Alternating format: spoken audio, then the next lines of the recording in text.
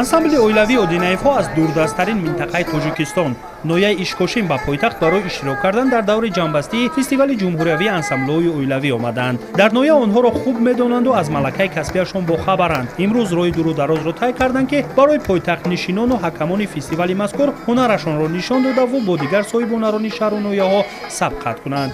ин ҳайати чорнафара дар саҳнаи калон ду номера рақси рубобтарочиву суруди бадиаро ният доранд пешниҳод созанд. имрӯз боз рақси дигар рақси созсарошӣ боз ба сана гузоштем. оҳангам аз худмон аз оҳанг ҳами рақсу ҳама оҳанг аз мо мероси аз падари ба мо мондааст.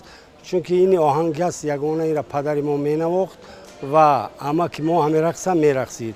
мо ҳами рақса камтар бо дар болош кор кардем. имрӯз оварда дар озмуни оилавӣ пешкаш кардем.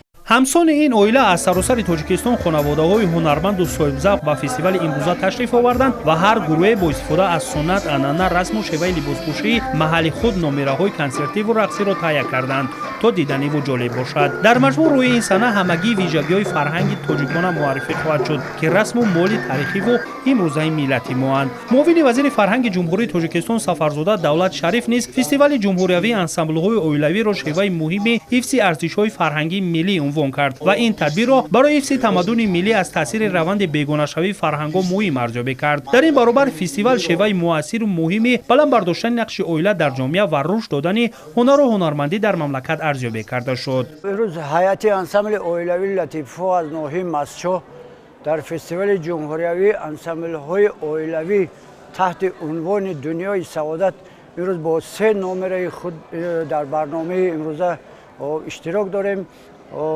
бо як тайёрии хуб омадагем. мана аз соли 2007 инҷониб мо дар ҳамаи фестивалҳои ансамблҳои оилавӣ иштирок мекунем.